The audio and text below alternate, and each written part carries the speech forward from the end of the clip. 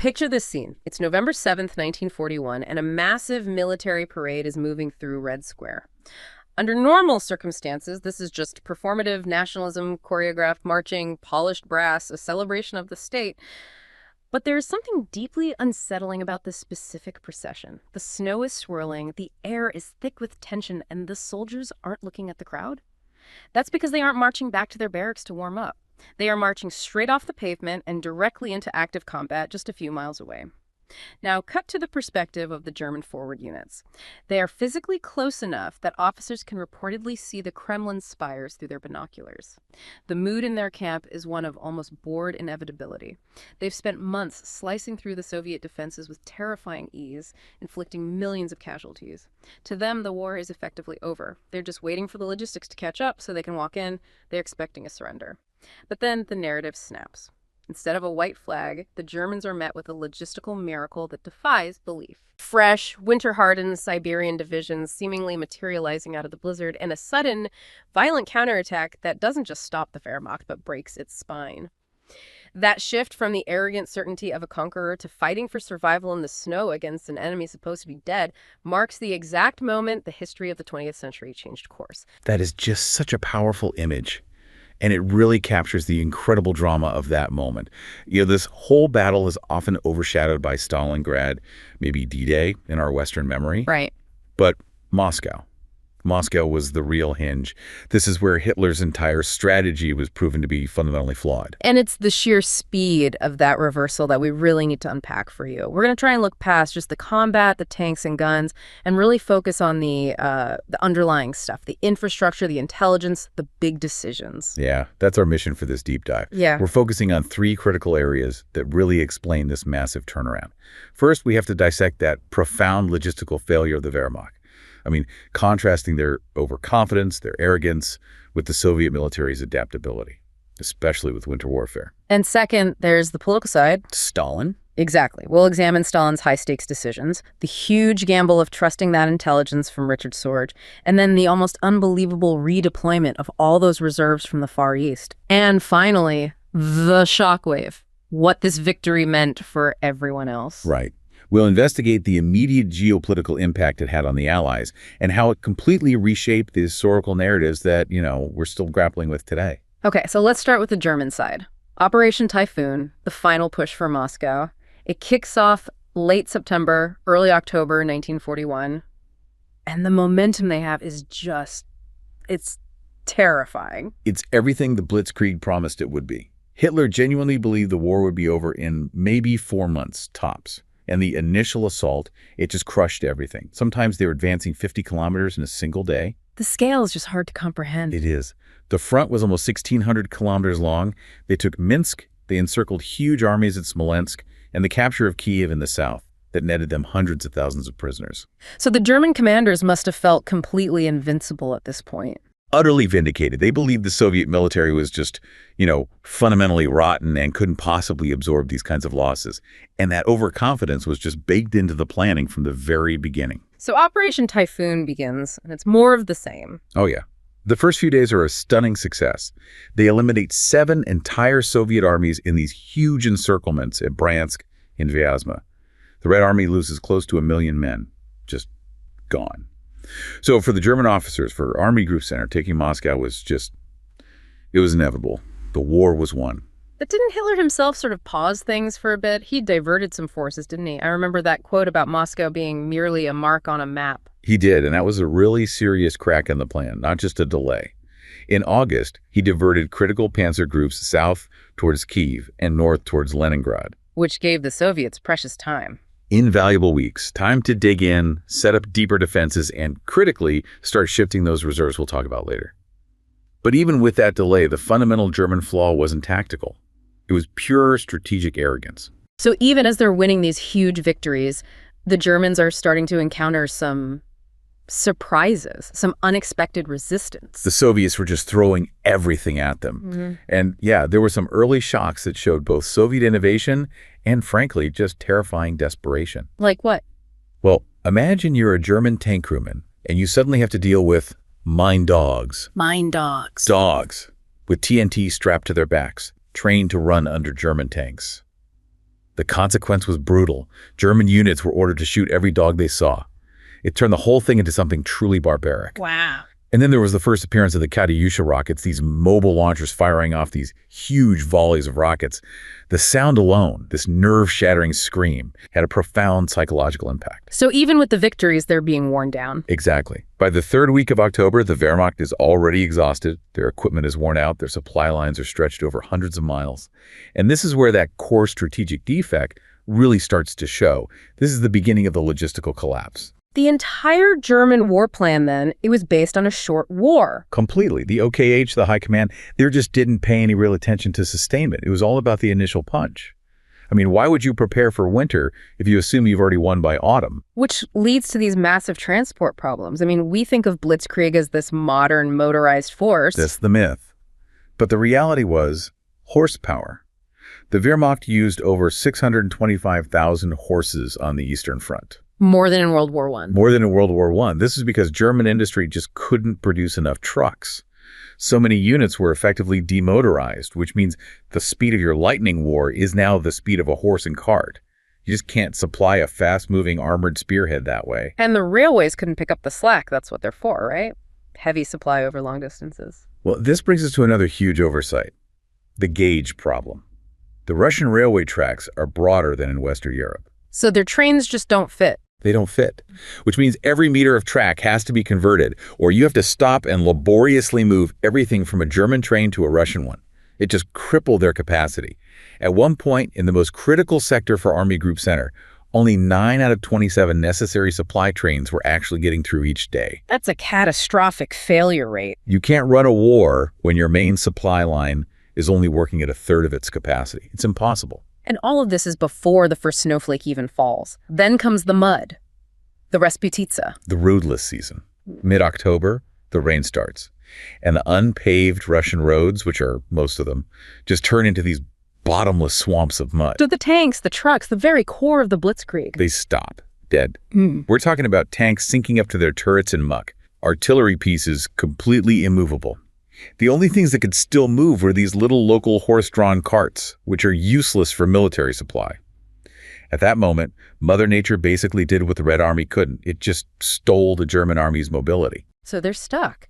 And because of their internal disorganization, they can't even use that time to repair and resupply properly. Exactly. The lack of standardization was a nightmare. Imagine trying to keep an army maintained. A single German division might have 162 different kinds of trucks and vehicles. How do you even stock spare parts for that? You don't. It's impossible. And to make it worse, all the heavy maintenance units were kept way back in Germany or Poland based on that same assumption of a short war. The whole motorized supply system was basically broken by August. Which brings us to the final and maybe most devastating logistical failure. The complete refusal to prepare for winter. This wasn't just an oversight. It was a decision rooted in pure ideological arrogance. And it was fatal. The temperatures started to drop and then they just plummeted. By early December, you're seeing minus 35 degrees Celsius, minus 38 Fahrenheit. And their equipment just wasn't built for that.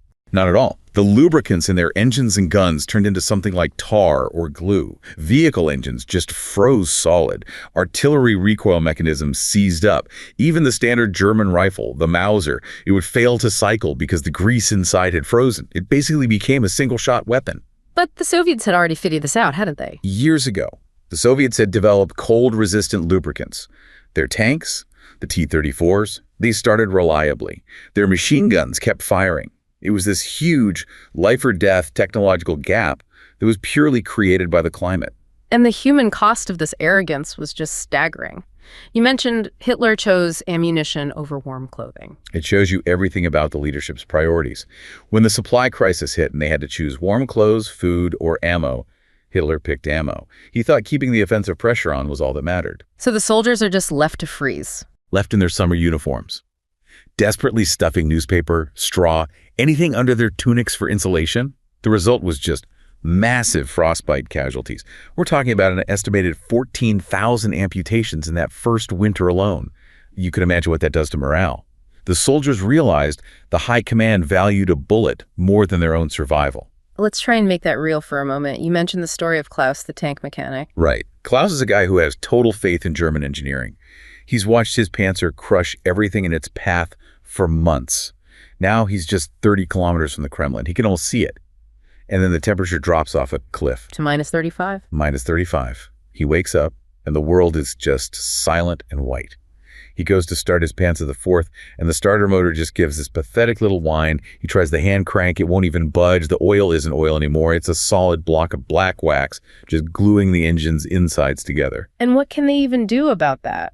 The only thing they can do is this desperate, humiliating procedure. They start gathering wood, anything that will burn, and they light a fire under the tank's engine block, trying to thaw the oil pan. Just trying to warm up a massive block of steel with a small fire. It's hopeless.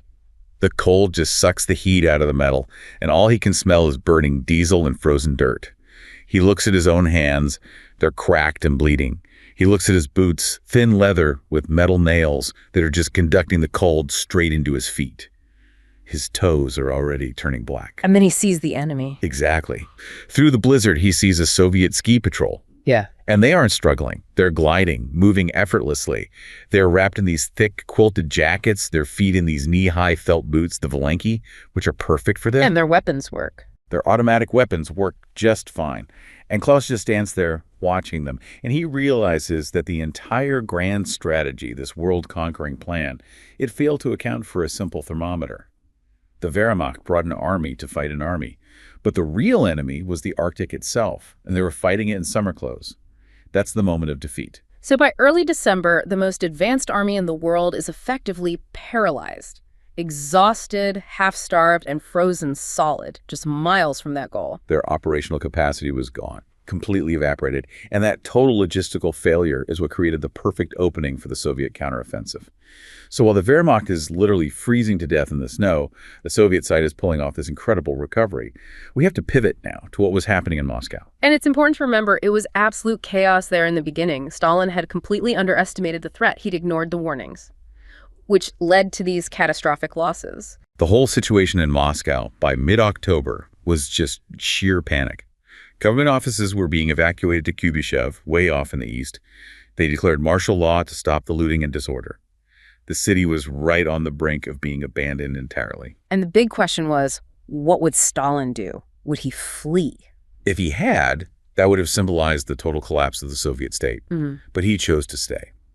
And that single decision, which culminated in that November 7th parade you described, that was a hugely powerful psychological move. It sent a message of defiance. Absolutely. It galvanized everyone. But, resolve alone doesn't stop panzer divisions. The real miracle here was built on two things: incredible intelligence and a terrifying gamble. Let's talk about that intelligence lifeline. The Soviet spy in Tokyo, Richard Sorge. This is maybe the most crucial piece of the entire puzzle. Sorge was a master spy, no question. He'd been feeding them information for a while, but the really critical piece of intelligence came in the autumn of '41. He confirmed that Japan was going to stick to its neutrality treaty with the USSR. Meaning they weren't going to attack from the east. Right. Their focus was shifting south towards the United States and the Pacific, which meant Stalin didn't have to worry about a two-front war. Okay, but I have to push back on that a little. Stalin had a history of ignoring intelligence he didn't like. He had people shot for bringing him bad news, including the initial warnings about Barbarossa itself. So why on earth would he trust this one source in Tokyo and bet the entire country on it? That is the question, isn't it? It was probably the biggest gamble of the entire war. You're right, he had ignored so much credible intelligence before. But a few things were different here. Sorge's information was likely corroborated by other sources. And more importantly, Stalin was absolutely desperate. He had no other choice. Exactly. The choice was between certain immediate collapse at Moscow or risking a potential future Japanese attack in order to save the capital now. The very fact that he acted on Sorge's intelligence proves just how dire the situation was. His survival depended on getting those eastern reserves. And once that decision was made, the Soviet state somehow managed to move all those troops thousands of miles. This is where the Soviet system, for all its brutality, showed this incredible resilience that the German logistical system just lacked. The scale of the redeployment is just breathtaking. What are the numbers? By December 1st, they had transferred 70 divisions from the Soviet Far East. Another 27 divisions came from Central Asia. That's 97 fresh, rested, fully equipped divisions. That's at least 30% of their total strategic reserves for the entire 1941 campaign. moving that many men and all their equipment across the entire width of Russia on a railway system that must have been under incredible strain. It's a miracle of organization. It really is. And you have to remember who these troops were. They weren't the raw recruits who had been thrown into the meat grinder that summer. These were the Siberians. These were tough, experienced divisions. They were used to harsh climates, which made them perfect for the fight that was coming. And crucially, they had the right gear. The German soldier is freezing in a thin uniform and leather boots. The Siberian soldier arrives in a quilted telegraphic jacket and those felt Valenki boots. Perfect insulation. Unmatched insulation. And they were armed with automatic weapons, like the PPS-41 submachine gun, which worked much better in the cold and was devastating in close quarters fighting.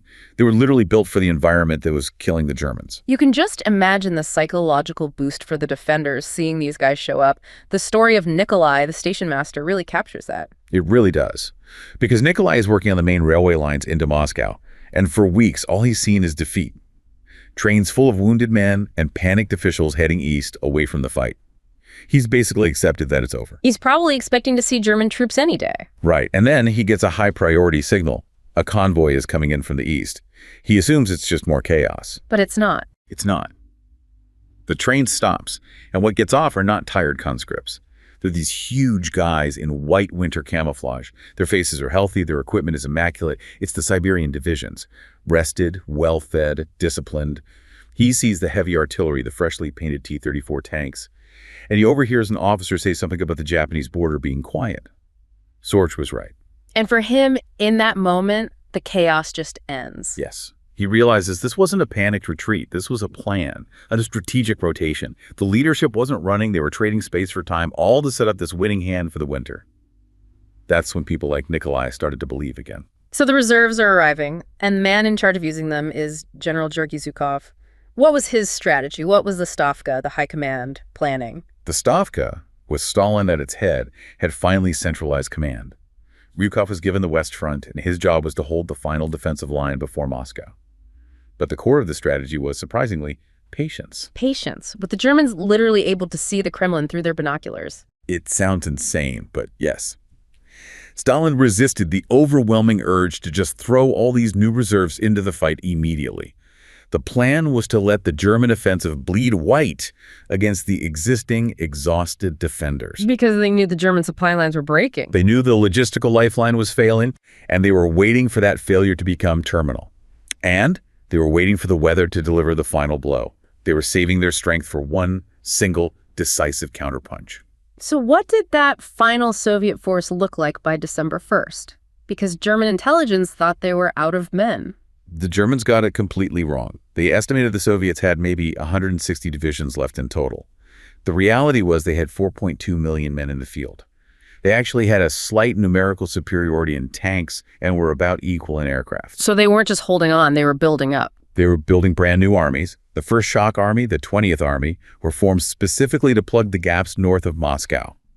The 10th Army was brought in to block the southern advance. They weren't just surviving, they were preparing to attack. By late November, the German push is just a desperate final lunge. It really is. They're fighting on sheer willpower, and they get incredibly close.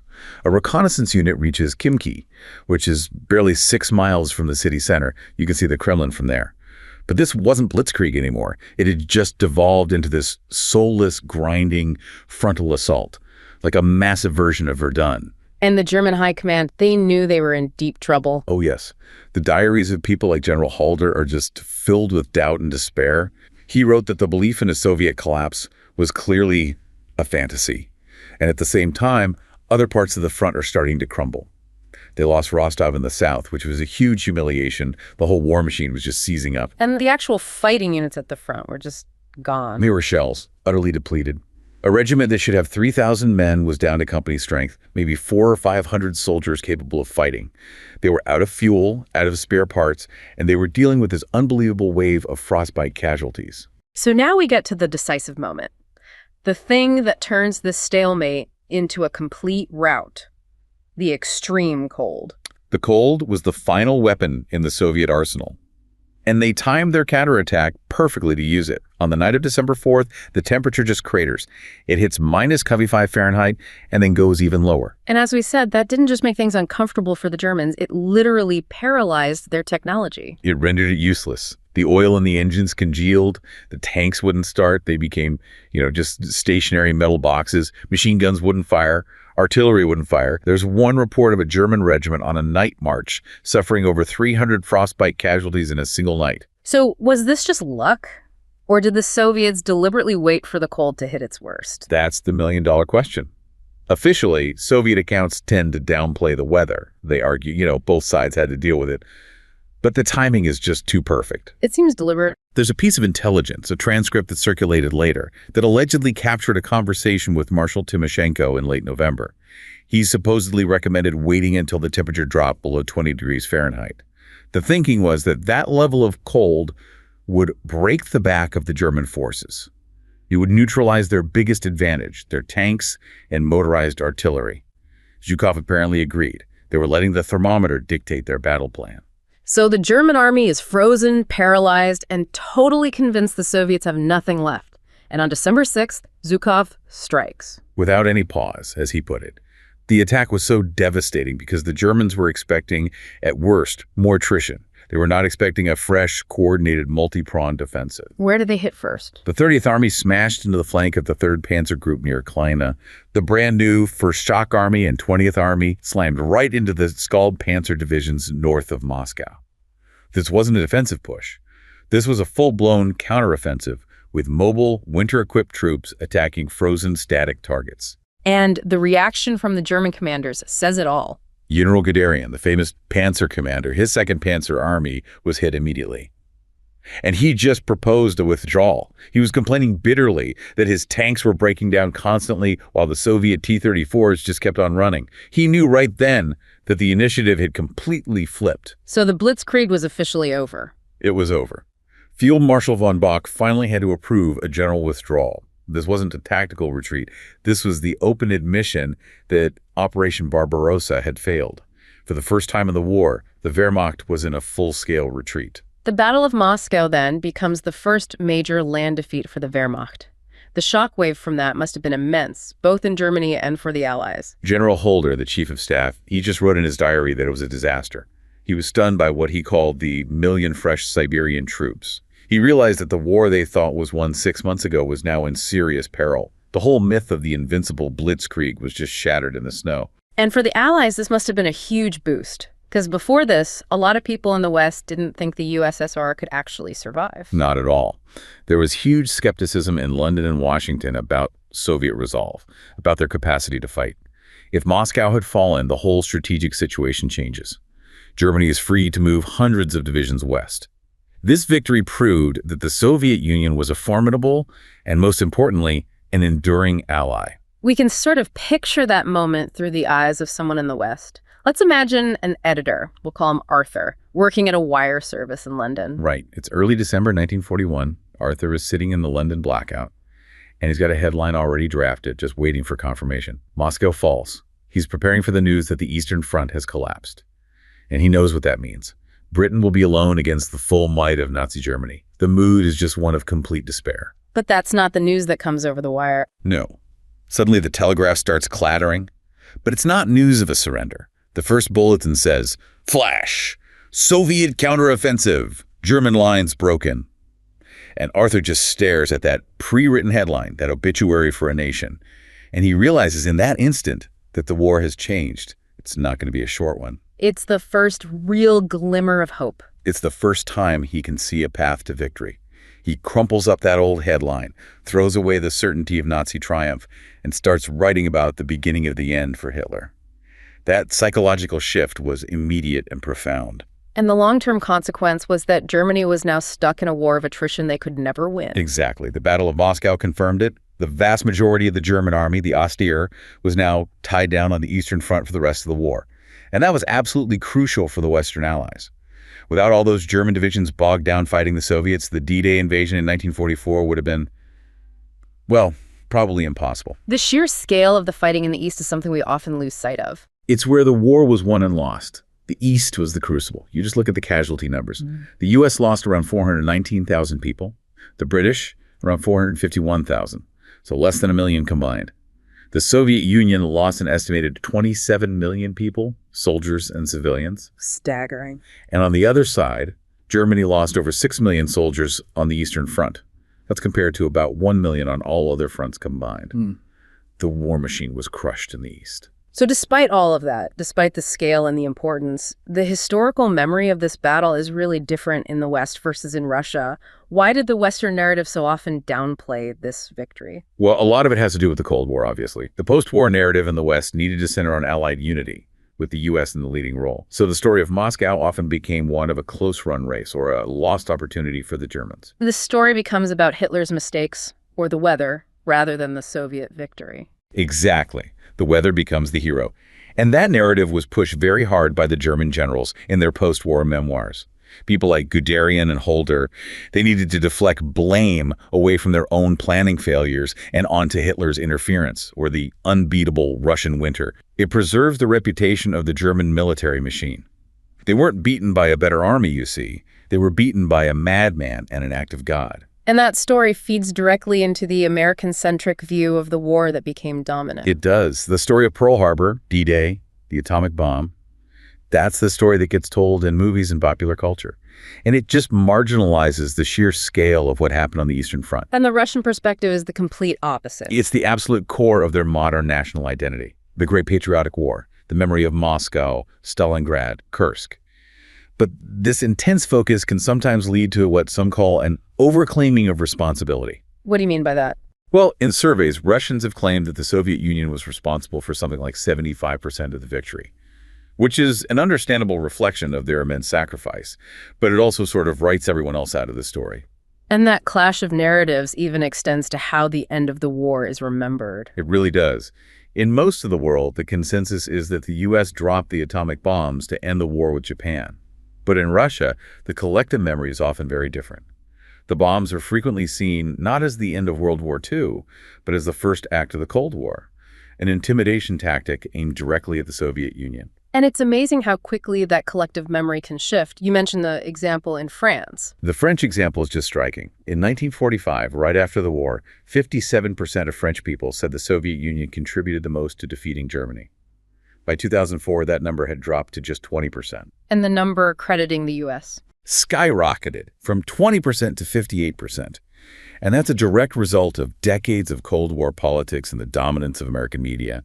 It shows you how the memory of an event like the Battle of Moscow can just fade from consciousness. So Moscow was this hugely important strategic victory. It saved the USSR, it shattered the Blitzkrieg myth, and it set the course for the rest of the war. And yet its importance is often just lost. It's a strategic victory that, in the West, often became a historical footnote. It really proves that the war over who won World War II continued long after the shooting stopped.